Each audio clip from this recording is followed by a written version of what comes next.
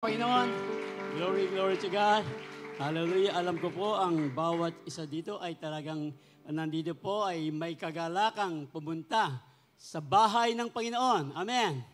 Tama po ang sabi ni Haring David, I was glad when they said unto me, let us go to the house of the Lord. Hallelujah. I was glad when they said unto me, I was glad when they said unto me, I was glad when they said unto me, let us go to the house of the Lord, for this is the day that we will bless the name of the Lord. Bless the Lord, O my soul. All that is within me, come on, bless the holy name of God. Hallelujah. Praise the Lord. Patuloy po tayo. Ito na po ang panghuling installment ng ating pong pinag-uusapan patungkol sa fighting faith.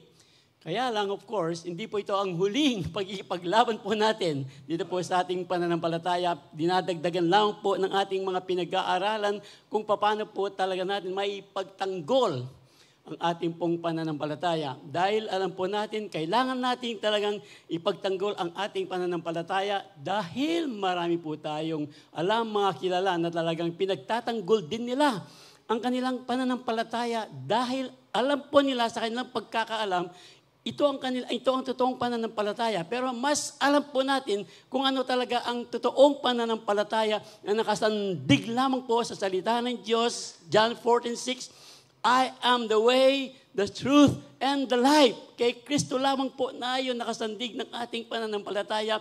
Time and time again, aalalahanin po natin ang pag-ibig ng ating dakilang Diyos nang ibigay niya ang kanyang kaisa-isang anak na si Kristo Jesus, na for God so loved the world, He gave His one and only Son, that whoever will believe in Him, kasama po ng ating mga bisita ngayon, ito po ang turo ng Diyos, ang puso ng Ebanghelyo. John 3:16, balikan po natin, mahal na mahal po tayo ng Diyos, walang exempted, kaya nga't ibinigay niya ang kanyang kaisa-isang anak doon sa krus ng Kalbaryo upang ang sino man ang sakay manampalataya, hindi na mapapahamak, kundi magkakaroon ng buhay na walang hanggan.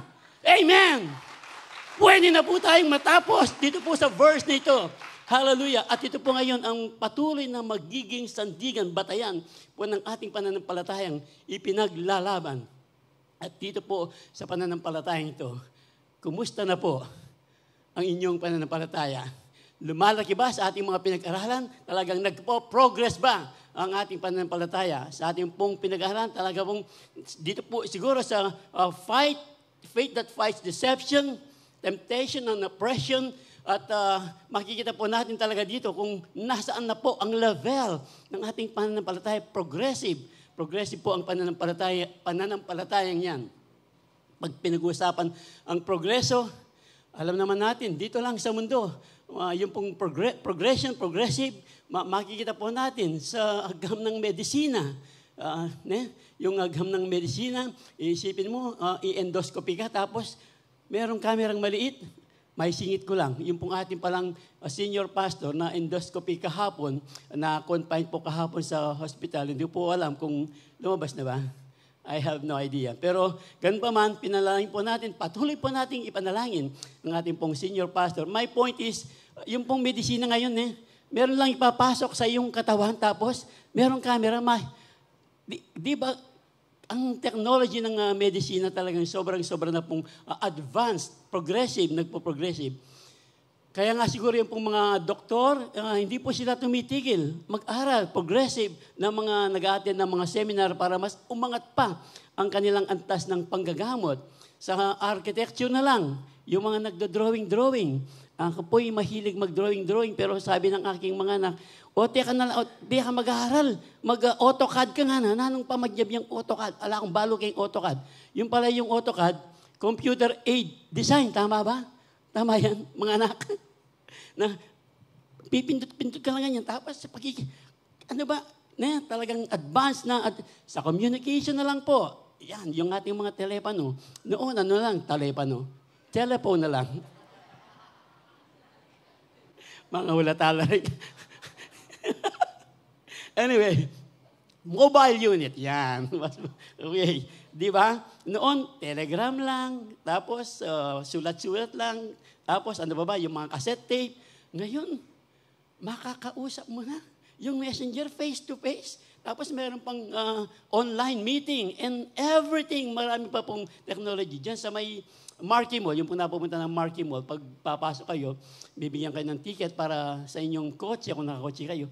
Tapos ang gagawin niyo po na ngayon, hello, sasabihin mo, lalabas na yung ticket, mag-wave ka lang. Tapos, subukan niyo po, nagulat, talagang, tapos paglabas mo, bibigyan ka lang ng QR code na maliit, ipakikita mo lang ngayon, bubuksan na yung gate. No, the point is talaga pong dito po sa mundo, pataas ng pataas ang level po ng technology. Kamusta naman po ang ating pananampalataya? Kaya nga po, pataas na bang ng pataas ang ating pananampalataya? Nasaan na po ang level ng ating pananampalataya? Ito po'y merong kaugnayan sa ating pag-uusapan ngayon. Yung faith that fights deception, temptation. Sususpense kay Pamo, tsuri kita yan. Sige, paki mo na. Nauna, magaling kayo na yan, naunahan nyo ako. Praise the Lord. Ito po yung ating pag-uusap.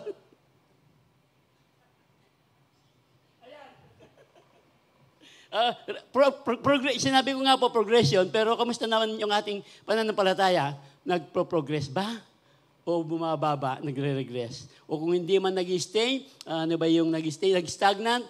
Pag nag-stagnant kasi yan, ang tendency niyan, bababa po. So dito po natin pag-usapan kung bakit kailangan po nating pag-usapan itong faith that fight regression. Regression po kasi marami tayong mga nababalitaan. Hindi lang basta regression, maging mga ibang pananampalataya na pag sinabi po nila talagang they were saved by grace, hanggang doon na lang sila, okay na ako. Basta maka-apak lang ako sa pintuan ng langit. Basta maka-apak lang ako sa pintuan ng langit, okay na yun. Remember po yung kwento ni Pastor Manny? Alam niyo po siguro yung isang kamag-anak nung namatay, pinapanalangin daw niya yung kanyang asawa yata. Dahil ang tagal na niyang pinapanalangin, pero tinanong niya si Father, ang tagal ko nang nananalangin. Hindi pa ba nakapasok sa langit yung asawa ko? Alam niyo naman po yung ating dating pananampalataya, yung purgatory daw, kailangan ipanalangin mo muna para makapasok ng langit ang iyong mahal sa buhay.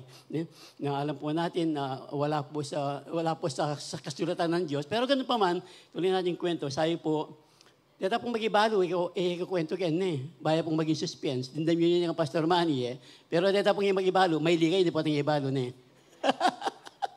Okay. Tapos, ang tagal danawin ng nanalangin, hindi pa ba nakakapasok sa langit ang kanyang... At sabi naman ni Father, para maipagpatuloy, you can do the math. Ganito kasi sa kapatid, sabi niya, yung asawa mo ngayon, nakapasok na yung kanyang kalahating paa doon sa langit. Wow, Father, sabi niya, basta manalangin ka pa para makatapasok yung isusunod niya paa niya sa buong buo. Father, okay na po yun.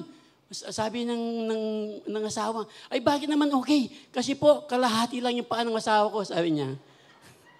Sabi ko na, iba, hindi pa narinig No, the point is, yung pong pananampalataya, pag ginayahan po nating mag-regress yan, pati po yung kalahating pang nakapasok sa langit, baka mahulog pa yan.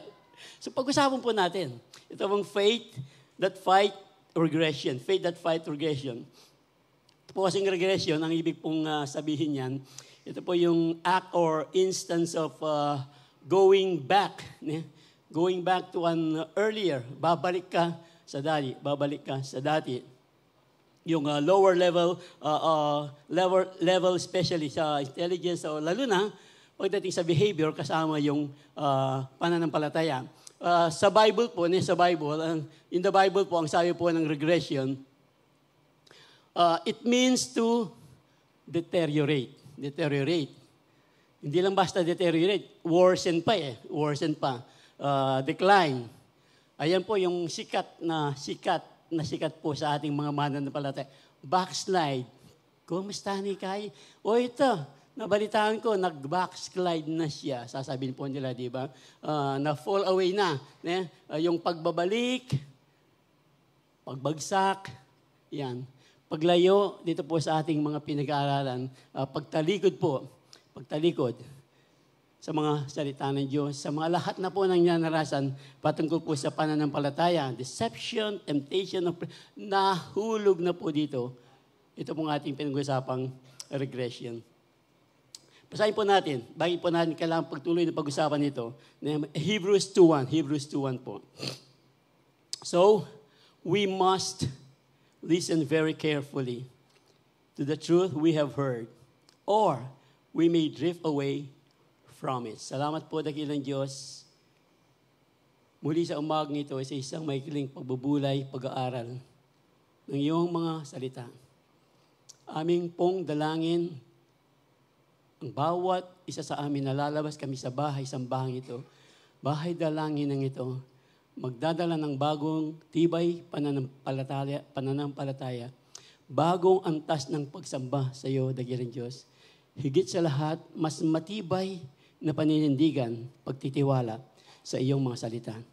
At alam po namin, gaya ng iyong pangako sa iyong mga anak na lagi kang andiyan para tugunin ang lahat ng aming mga pangangailangan.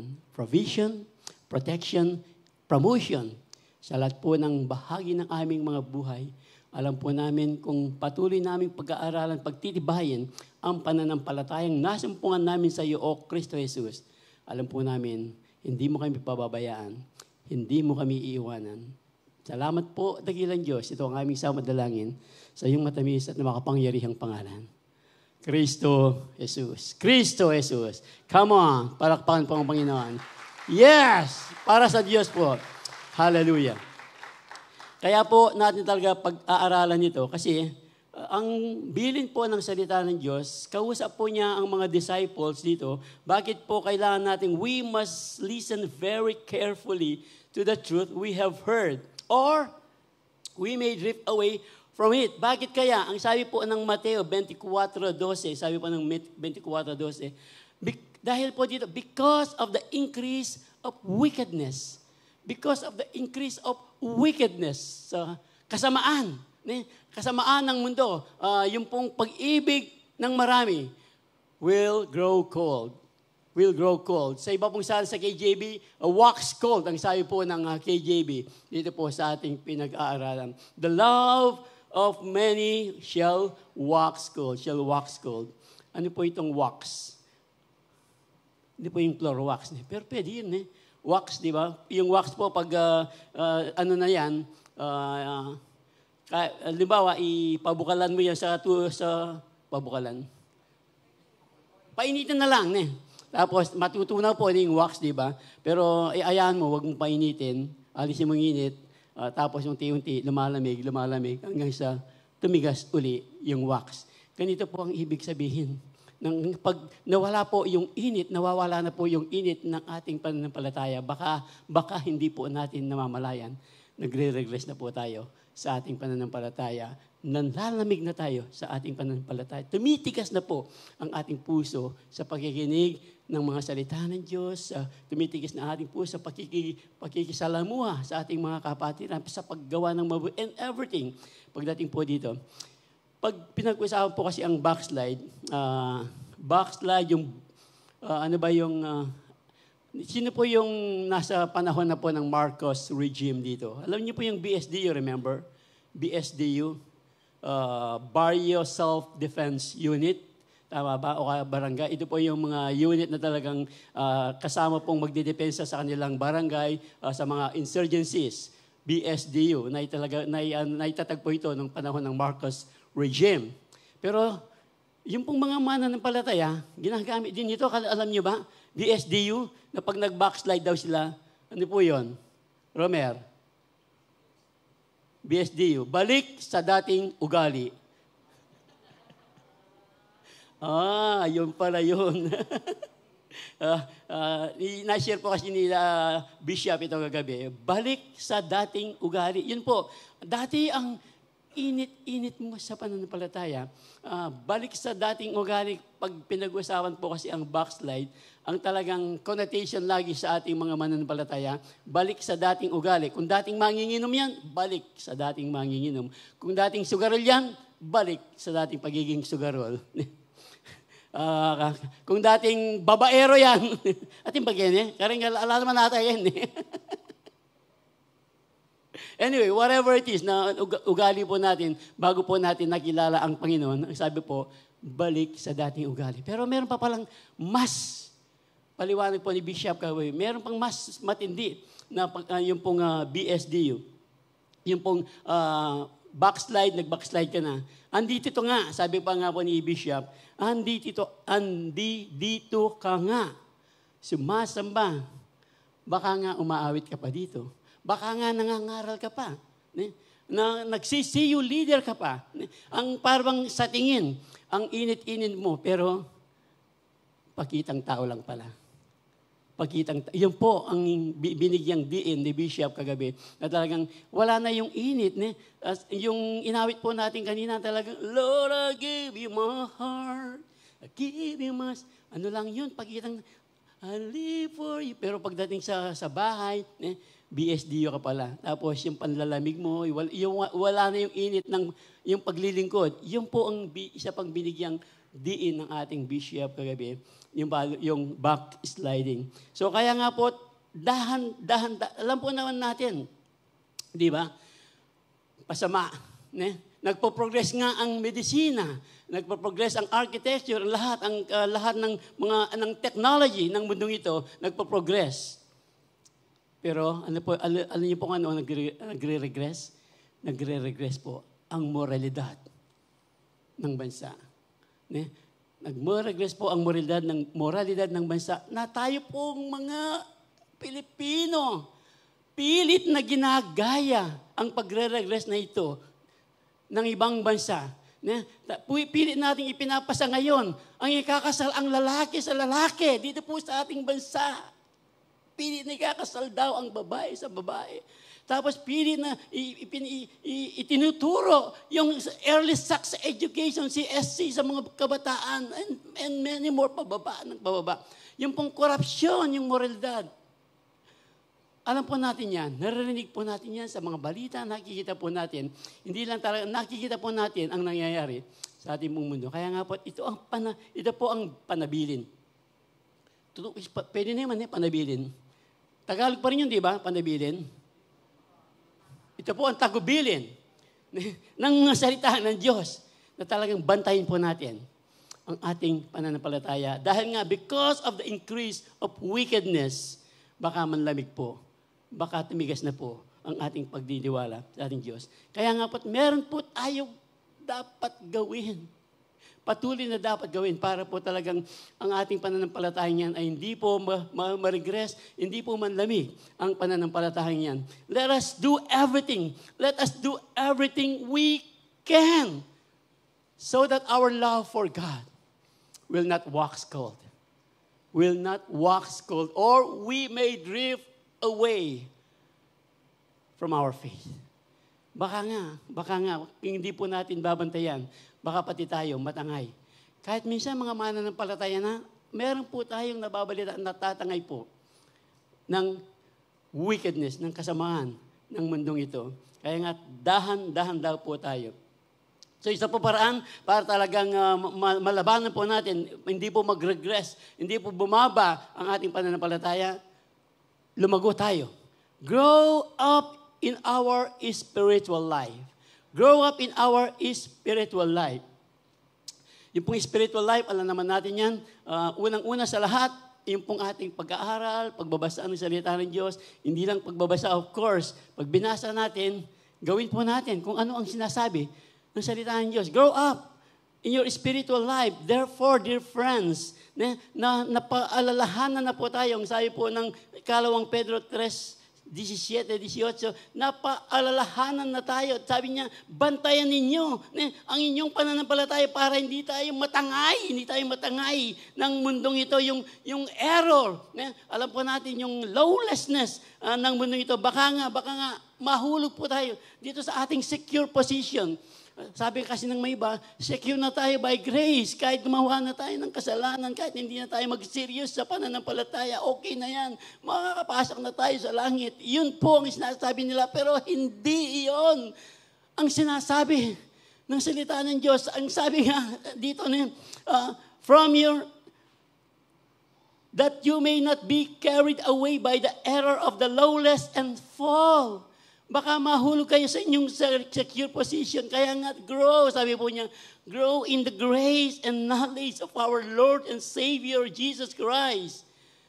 Grow in the grace and knowledge of our Lord, Savior Christ. Ito pong growing, paano po tayo mag-grow sa ating pong relation. Kung tayo po ay talagang tuwing Sunday lang, nagpupunta, nananalangin, nagpupuri sa Diyos, and then Monday to Saturday, bahala na tayo sa ating sarili, ang sarili natin ang susunod. Palagay nyo kaya, lalago po tayo sa spiritual na pananampalataya. Sa ating pong paggising sa umaga, sa ating pagtulog, naalala ba natin ang ating Panginoon? Ipagtagubilin ang ating maghapon sa Kanya. Sa gabi, ipasalamat ang ginawa ng Diyos. Nagagawa ba natin ito sa ating pong mga prayer meeting? Kaya nga po patuloy na pinag-aanyaya ng ating tagapanguna kanina. Meron po tayong every Wednesday prayer meeting. Yung po talagang pananalangin, sama-sama po tayong mananalangin. Ipatotoo po natin ang ginagawa ng Diyos. This is only one way na para po lumago tayo sa ating spiritual na pamumuhay. Ibahagi po natin ang ginagawa ng Diyos sa ating mga buhay upang ating mga kapatiran, ay magkaroon din ng kalakasan, lumago sa pananampalataya. Ganun pala ang ginagawa ng Diyos sa Kanya. Ako, ganito lang ang aking nararamdaman. Tapos, gusto ko na talagang magtanong sa Diyos. Pero yung pala, mas matindi ang kanyang ginagawa. Magpapalakas po sa atin yun. We will grow spiritually. Are you following? Nasusundan po ang ating grow spiritually. Marami paraan, hindi lang po every Sunday ang ating pong paraan para po lumago tayo sa ating spiritual na pamumuhay. Di ba? Amen. Sige po, palakpakan Panginoon. Hallelujah. Grow in the grace. Alam na po natin, pag Apostle Paul, the Apostle of Grace, lagi pong, for by grace, remember Ephesians 2:8 and 9, for by grace, we have been saved nang dahil lamang sa pagmamahal ng Diyos na ibinasa po natin kanina, John 3:16, nang dahil lamang sa biyaya ng Diyos, sa pag-ibig ng Diyos, naligtas po tayo nang dahil sa biyaya, sa pamamagitan ng pananampalataya kay Kristo Jesus na namatay para sa atin, tinubos ang ating mga kasalanan. Grace, grace. So, naligtas po tayo na by grace. At ito pong grace na ito, ano po ang gagawin natin para po talagang lumago ang grace na yan. Yung grace, pagdating po, sabihan ko na yata niya, para mag-opering tanan eh. Kasama po yun, yung grace of giving. Hindi lang financially, dito po sa ating iglesia. Yung pala talagang, lumalago ba talaga ang ating grace sa pagbibigay o oy, tahanan naman. Sabi ko na tapos, inumpisan pa yung first fruit. Ang tagal pa ng first fruit. November pa lang, tapos sinasabi na ngayon. Ouch. Grace giving. Hindi lang po yung pagdating dito. Kamusta na po yung ating relasyon sa ating mga kapatid? Andiyan pa buhay yung grace na pag talagang hindi nagkakaroon ng hindi pagkakaunawaan? Grace of forgiveness. Sinabi nga rin ni Bishop ito, yung pong grace of forgiveness. Tayo, if we will only remember, we always keep in mind na tayo pinatawad lamang ng dahil sa biyaya ng Diyos. Ito po ang magbibigay sa atin ng kalakasan, ng kapangyarihan para tayo rin ay lumago sa grace of forgiving. Grace of forgiving. Sabi nga ni Daddy Bishop, yung forgive and forget daw, hindi naman daw totoo yun. Forgive and forget. Yung may ginawa sa yung 10 years ago, hindi mo naman talaga nalimutan. Pinatawad ko na siya. Basta, ano lang yan, forgive and forget. Pero, pipitikin ka po ng iyong alaala para talagang ihilahin ka ng regression na ito, panlamigin ka sa iyong pananampalataya. Ang tunay daw na talagang grace of forgiving, ang sabi po ni Bishop, totoo, hindi mo naman malilimutan ang ginawa. Pero pag nakikita mo siya, wala na raw yung pait. Wala na yung sakit. That is grace forgiving. Amen. Hallelujah, come on. Woo! Praise the Lord. Kaya nga, grow in the grace and knowledge. Ito po yung knowledge of Jesus Christ dahil itinuturo po ng ating dakilang Diyos, Ephesians 4:32. Forgive one another just as Christ Jesus in God forgave you. Ito po yun. Pinatawad lang tayo ng dahil sa biyaya. Bakit hindi natin kaya magpatawad? Kaya po natin. Sa ating sarili, hindi Talagang masakit pero kakayanin po natin. Grow in the grace ng dahil lang po sa biyaya ng ating Panginoon. Amen. Kaya nga, tayo pong mga mananampalataya, kahit halimbawa like a newborn babies, crave pure spiritual milk. Crave pure spiritual milk. So that by it, you may grow up in your salvation. Yung spiritual milk, alam po natin, yan po yung salitaan ng Diyos. Yung po yung spiritual milk na kinakain na ako natin, na pala kinakain yung milk. Anyway, alam po natin ibig sabihin, yung pong spiritual milk, yung pong pagbabasa ng salita ng Diyos. Of course, alam naman natin, pag binabasa ang salita ng Diyos, hindi lang natin binabasa, pasok dito, labas doon, but be doers of the word and not hearers only. Ang sabi po ng James 1:22, alam po natin yan. Kasi nga po, pag hindi po tayo doers of the word, na meron nga tayong pananampalataya, nakita natin yung isang kapatid o isang kaibigan nangangailangan, tapos sasabihin natin, sige, halika, mag-pray tayo. Sa pangalan ni Jesus, amen. Tapos, pinaalis mo na siya. Meron siyang pangangailangan. Alaya mang pamasahe, may mandininan pamasahe. Tapos, pinalayan may makananuyang makapunta kaya puntalanan ng may dininan pamasahe. Nasundan po natin. Yun po, but be doers of the word and not hearers only. Yung kasing pananampalataya po natin ay hindi po tayo magkakaroon ng pananampalataya na mauna ang mabuting gawa. Lagi pong mauna ang pananampalataya na magbubunga ng mabuting gawa. Come on! Yan po yung lumalago sa grace and the knowledge of our Lord Jesus Christ. Amen. Kung talaga pong lumalago tayo, minsan matagal ng mananampalataya, 5 years, 10 years. Balat sibuyas la pa. Minsan naglilingkod na nga, balat sibuyas la pa. Pag nadidisiplina, aalis na ako sa church na yan. Hindi siya pinansin talagang hindi lang napansin, nalimutan lang, na-miss lang. Hindi na pinagturo sa sa CU, sa Sunday school. Hindi na pinaawit dito, hindi na kasama. Tapos, dinisiplina. Tapos, ayun, nagbalat sibuyas, aalis na ako sa simbahang yan. Yung mga tao, yung mga pastor sa simbahang yan, mga hipokrito ang mga yan. Sabi po niya sa kanyang pastor, hindi na ako pupunta sa church, pastor, sabi niya, mga hipokrito po ang mga tao sa church. Ay, kapatid, lalo ang dapat pumunta. Kasi kailangan pa ng isang church natin ng isang hipokrito, sabi niya.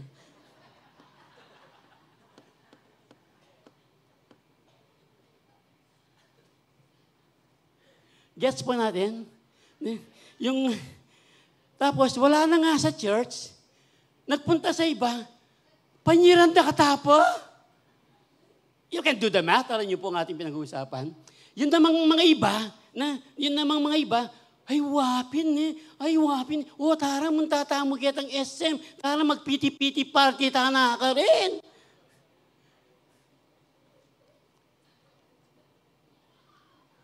Ang bala mo, para bagang sila, ang lilinis, ang peperpekto. Punta tayo sa isang perfect na church. Ang sabi po ni Billy Graham, huwag kang pumunta doon kasi pag napunta ka doon, mawawala yung pagka-perfect ng church. Come on!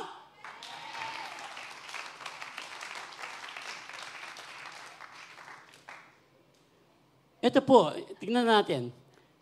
Tayo namang lahat, namang lahat, meron kanya-kanyang mga pagkakamali, pagkakasala. Kaya nga sinabi ng ating Panginoon doon sa babae na talagang binabato, kung sino sa inyo ang walang kasalanan, siya ang unang bumato sa babaeng ito. Sa palagay ba nila sila perfecto, malilinis? Di ba? Tayo pong lahat. Kaya nga kailangan nating lumago. Grow in the grace and the knowledge of God. Woo!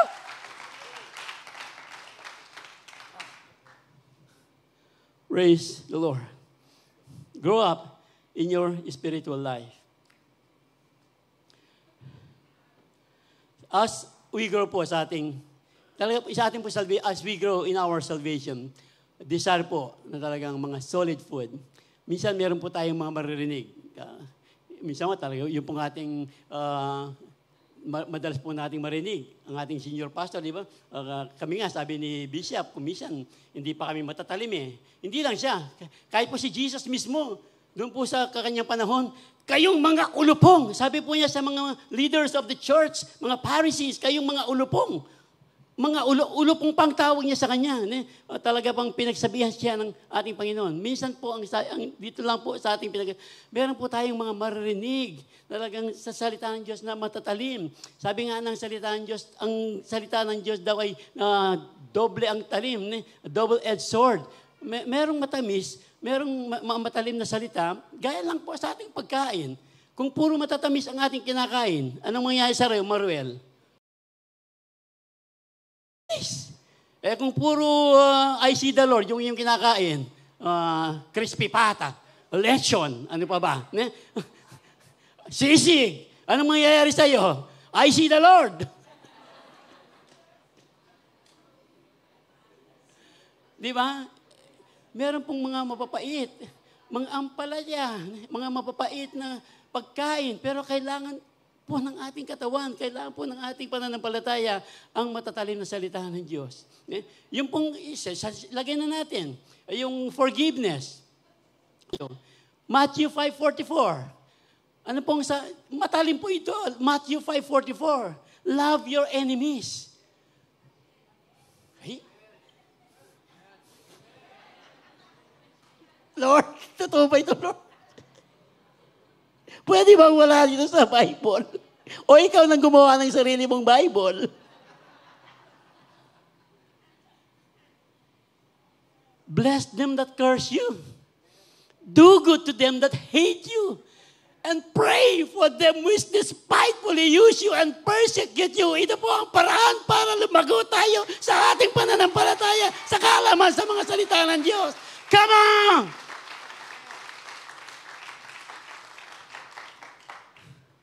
Praise the Lord. Praise the Lord. Remember, it is very important for us po. It is very important for us to be filled with the Holy Spirit. Kung wala po, kailangan po natin ang banal na Espiritu. Now, or we may regress or to a worse condition.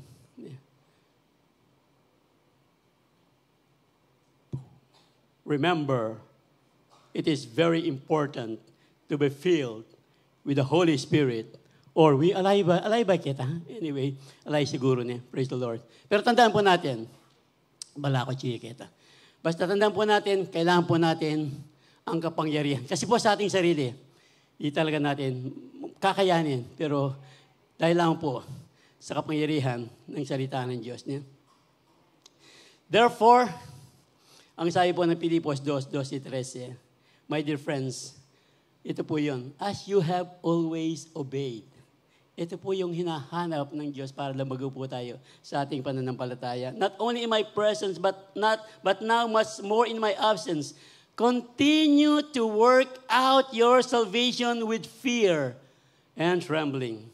For it is God who works in you to will and to act in order to fulfill in His good purpose. Yan pong ating sinabi kanina, yung pong praying, meditating, applying the Word of God sa ating pong mga buhay.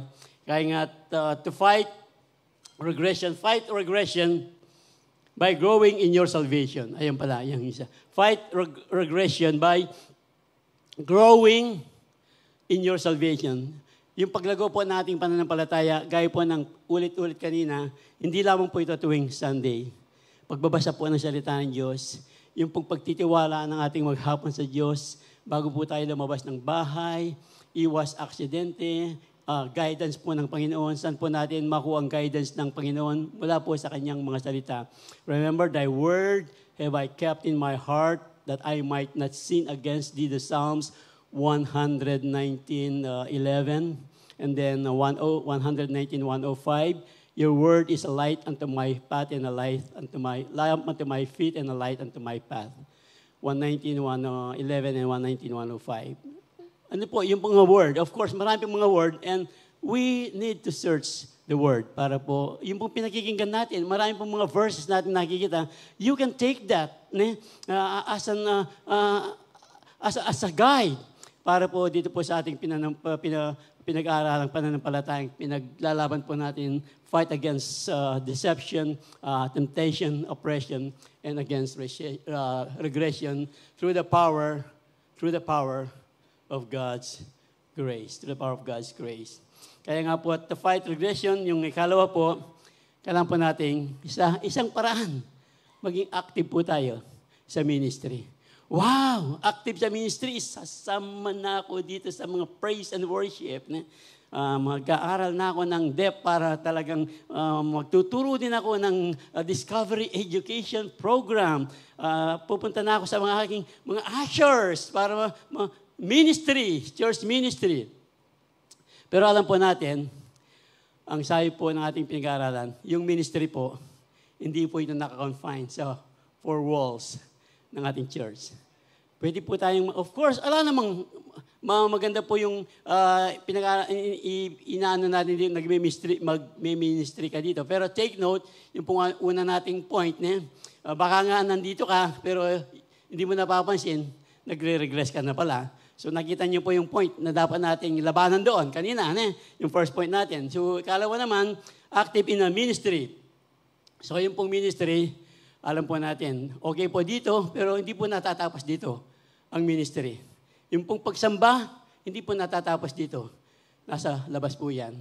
Paglabas po natin, ano ang makikita ng mga tao sa ating mga buhay? Nakikita ba talaga ang ministry na how we are going to treat others right after the church service is over? This is our great testimony, is how we are going to treat others right after the church service is over. Pumunta ka sa restaurant, bumili ka doon sa SM na lang. SM, bigyan niyo ang commission dito. Meron kayong commercial dito. Anyway, di ba? Tapos, andun yung cashier. At nakabusitan. O di pagbusitan niya naman, kabusitan na. Yun ba talaga?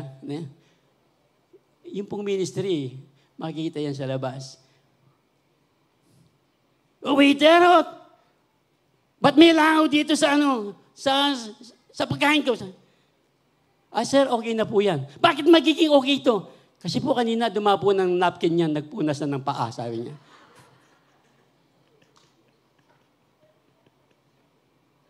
No. Maggagas ka lang. Sir, ano pong kakarga natin? Hindi mo nakikita yung dyan, unleaded. Tatanong ka pa. Magkano, sir? Full tank? Bakit? Meron ba kang pambayad ng full tank? Small things. Sa ating pong bahay.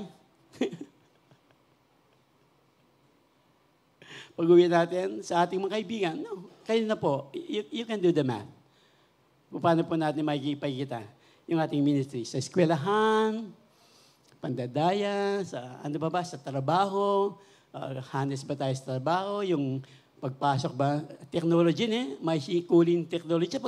Pagtrabaho noon talagang yung foreman, nilista mo yung pangalan ng mga pumasok. Tapos, nag-advance, meron ng mga time card, tapos meron ng mga fingerprint, tapos meron na ngayong face recognition.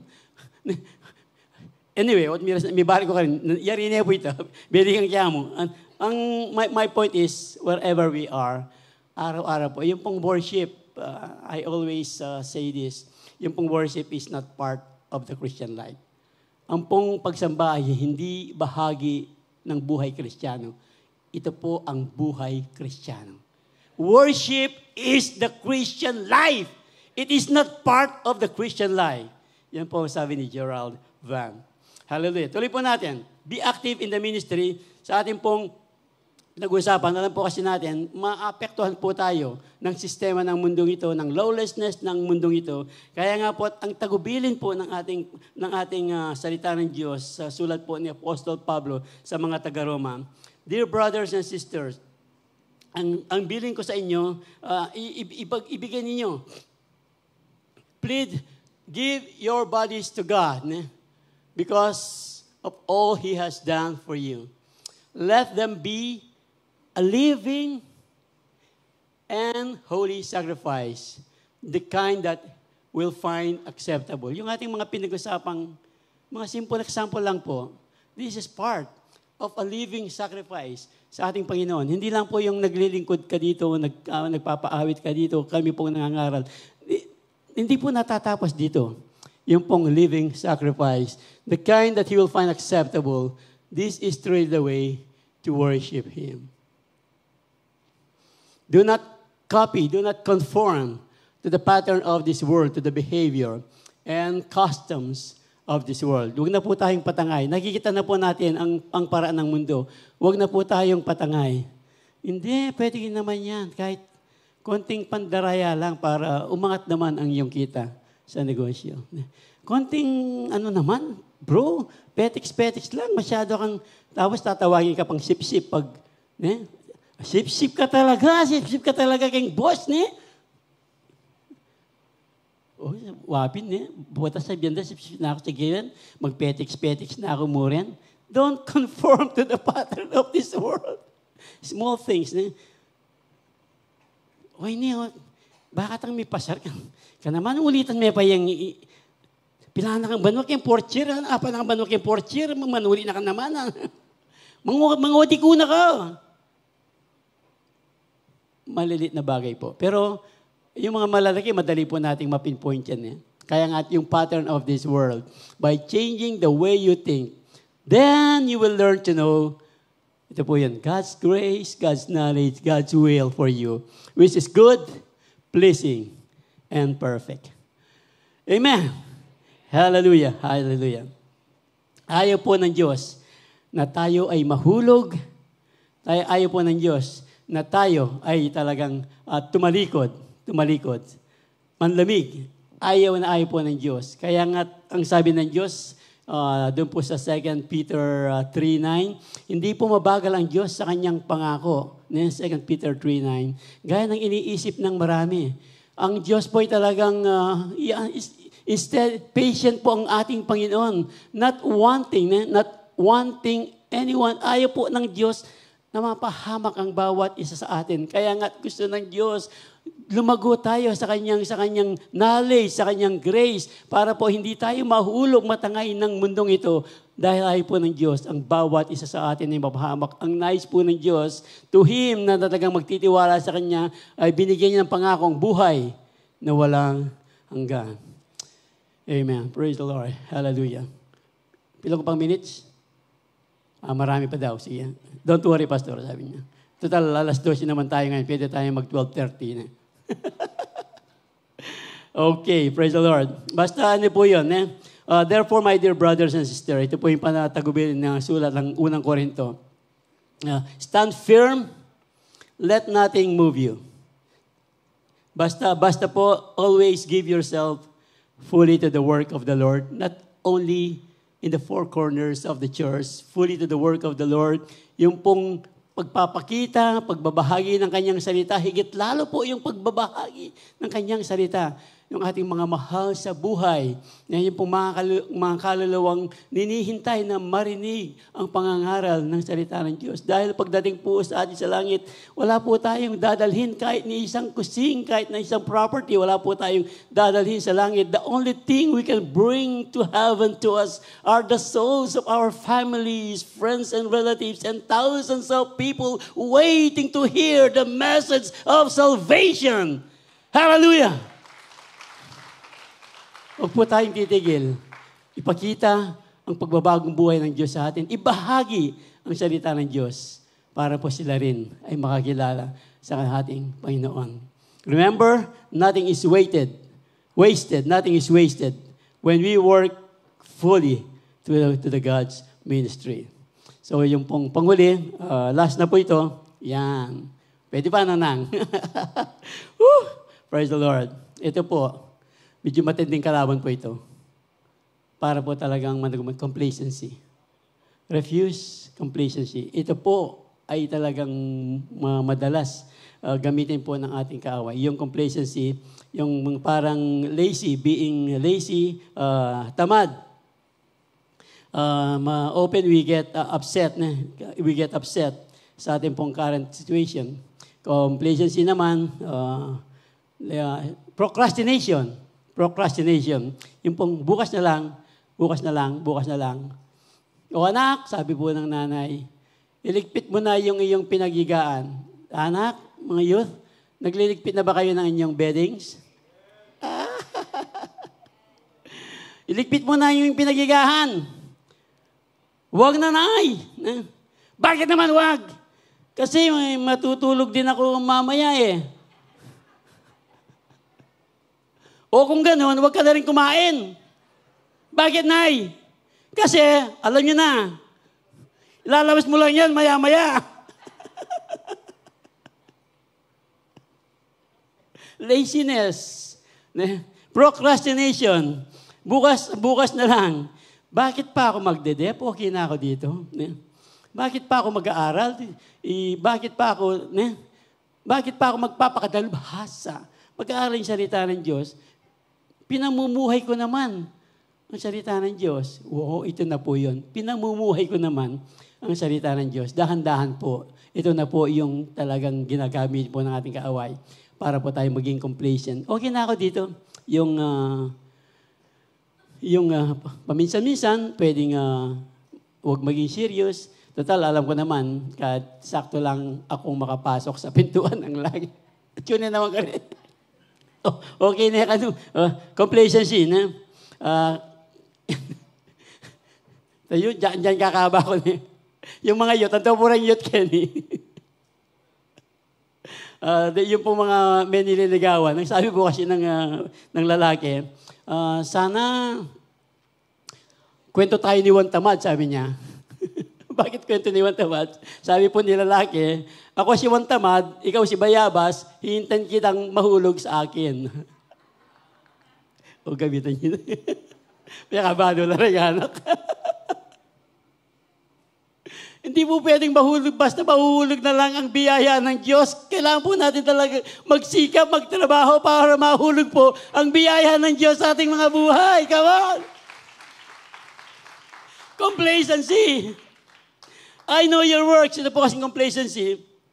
Minsan, pwede itong lukewarm eh. Mainit, hindi malamig. Lukewarm. I know your works, that you are neither cold nor hot. Ang sabi po ng salita ng Diyos. I could wish, mas gusto ko pa, mainit ka o kaya malamig. Kasi pag lukewarm ka, yung malahininga sa maligamgam. Malahininga nga, ang sabi po ng salita ng Diyos, isusuka daw tayo. Isusuka daw tayo ng salita ng Diyos. Kaya nga meron sinabing salita ng Diyos, di ba? Mayapang, yun daw mga nakakilala sa Diyos, tapos babalik sila sa dating ng BSD, sa dating ugali. Buti pa raw silang hindi nakakilala sa Diyos. Mas mainam pa raw yung mga hindi pa nakakilala sa Diyos kaysa sa kanila, nakilala na ang Diyos, tapos bumalik pa. Para raw silang mga asong binalikan yung kanilang suka. Tapos kinain. Mamaya pa naman tanghalian, ano? Ganun daw po. Kaya nga po, kayo na lang, tayo kay mga tanda o mga bata, pag pumunta kayo, Starbucks, no? Hindi nyo ko libre, Pumunta kayo ng Starbucks, nag-order kayo ng kape. Anong orderin nyo? Order nga ako ng kape, lukewarm. Walang gano'n, diba? It's either hot or cold. Ice water. Ice coffee. Vanilla, yan. Vanilla o kaya hot. Di ba? Yun lang naman pag umorder ka ng kape. It's either hot or cold. Yung wala kang order, bigyan mo ng order ng kapeng lukewarm. Walang... pati yung mga nagtitinda siguro, ano pong lukewarm? Hindi na nakitinda. Pati yung magtitinda, malilito sa iyo. Ito po ang sinasabi natin. Pag naging complacent na po tayo, yung pong spiritual complacency, ito na po yung sinyales na talagang nanlalamig na tayo, naging kontento na tayo. Kaya nga po, meron pong talagang warning ang salita ng Diyos dito po sa mga lazy people na ito. Alam po natin, remember yun po yung kwento ng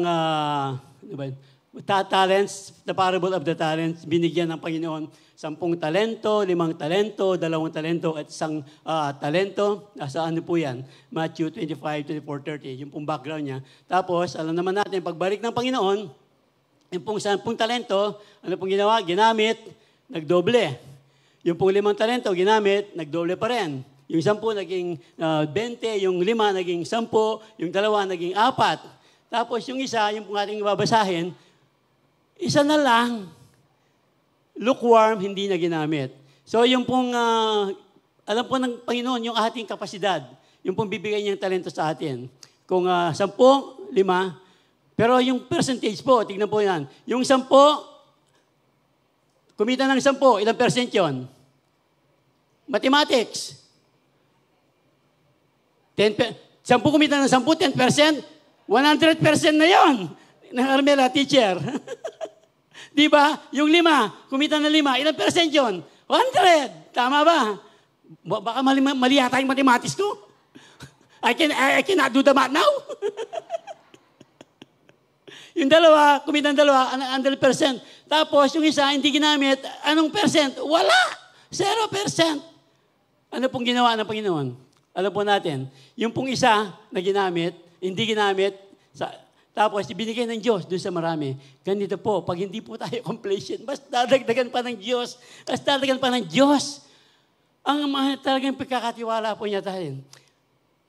Yan po, dahil lamang po sa biyaya ng Diyos, Matthew 24:4-6, what joy and blessing will come to that faithful servant. Faithful servant. Faithful servant, hindi faithful engineer, faithful doctor, faithful teacher, faithful architect. Ang sabi po, faithful servant. Dahil pagdating po sa langit, pantay-pantay po tayo sa Diyos. Yung 10 talento, 5 talento, 2 talento. Sa langit po, pantay-pantay po tayo. We are all servant sa paningin ng Panginoon. Well done, thou good and faithful servant. Ang sabi po ng Diyos, pagdating po doon sa langit, bakit po? Dahil lamang yan sa biyaya ng Diyos. Babalikan po natin. Yung dahil po sa biyaya ng Diyos. But God's amazing grace has made me who I am. Si Apostle Pablo, ang dami po niyang nagawa. Alam po natin si Apostle Pablo. But God's grace has made me who I am. And His grace to me was not fruitless. Nang dahil lang po sa biyaya ng Diyos. Alam po natin, for by grace you have been saved through faith. In fact, I work harder than all the rest. Pero hindi ito dahil sa aking sariling kalakasan. Ang sabi po ni Apostle Pablo, nang dahil lang sa empowering grace ng ating Panginoon poured upon me. Remember po, for God so loved the world. He gave His one and only Son. Hindi po magbabago ang salita ng Diyos. Whoever will believe in Him will not perish, but will have eternal life. Tayo po ay naligtas ng dahil sa biyaya ng Diyos. Ng dahil sa biyaya ng Diyos, yan po ang magbibigay sa atin, will empower us to fight complacency that leads to regression. I remember, meron pong inawit si Bishop, long before patungkol po sa grace na ito, na tayo nga ay nailigtas ng dahil sa biyaya. Related po din sa ating, di ba, Amazing Grace. Lagi po natin kinakanta, Amazing Grace. Amazing Grace. Hindi po yung kay Chris Tomlin eh. Amazing Grace, how sweet the sound that saved a wretch like me. I once was lost, but now I'm found. Was blind, but now I see. Ito po yung kinanganta ni Bishop. Grace, grace, God's grace, grace that can pardon and cleanse within. Grace, grace, God's grace, grace that is greater than all my sin. Grace, grace, God's grace, grace that will pardon and cleanse within. Grace, grace, God's grace, grace that is greater than all my sin. Remember? Nang dahil lamang sa biyaya ng Diyos, nagkaroon po tayo ng kaligtasan. And the same grace, God's grace will empower us to fight complacency that leads to regression. Hallelujah, hallelujah.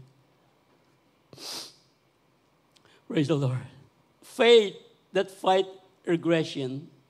Sabi nga po ni Apostle Pablo, fight the good fight of faith sa 2 Timothy 6:12. I have fought a good fight, 2 Timothy 4:7. I have finished the race. I have kept the faith. I have kept the faith. Ang gusto po ng ating Panginoon, para hindi po tayo mahulog sa deception, sa temptations of oppression, even dito po sa ating regression. Ayaw po ng ating Panginoon, for 2 John 1:8 and 9. Ayaw po ng Panginoon, watch out that you do not lose what we have worked for so hard, achieve. Watch out that you do not lose what we have worked so hard to achieve. Be diligent so that you receive your full reward. Hallelujah. Praise the Lord. Fight regression by pursuing growth in Christ and His Word. Fight regression by pursuing by pursuing growth in Christ and His Word. I would like to end this with this. Alam ko po, lahat naman tayo hindi exempted sa ating pong mga pinag-aaralan. Kaya talaga pong, kamusta na talaga ang ating pananampalataya? Sabi ko nga kanina, binuksan natin, yung pananampalataya nila sa iba, alam nila yun ang tunay na pananampalataya. Pero alam naman natin, maraming mananampalataya. Si Buddha, patay na si Buddha. Si Confucius, patay na si Confucius. Si Muhammad, patay na si Confucius. Yung pong pananampalataya natin na ang puso po ng Ebanghelyo, what is the gospel? What is the gospel? Christ lived. Christ was born. Christ died. And this way was buried. Pero Christ resurrected. Nabuhay na maguli ang ating Panginoon. At ang kanya pong pangako, hindi lang siya nabuhay, namatay, nabuhay na maguli. Ang kanya pong pangako sa ating pong lahat na hindi po sisuko. He will come again. Kukunin po tayong lahat. Babalikan tayo ng ating Panginoon. So ganito po yun. Pagdating po sa sangandaan, tayo po'y naglalakad sa sangandaan. And then, right, left, dulo ng daan, right, left. Hindi natin kung saan tayo pupunta. Dito sa left, merong tao patay. Dito sa right, merong tao buhay. Kanino po tayo pupunta? Kanino po tayo pupunta? Nabuhay na maguli ang ating Panginoon para po pagtiwalaan natin ang kanyang kapangyarihan, ang kanyang pagliligtas, ang kanyang biyaya. Hallelujah! Hallelujah! Lord,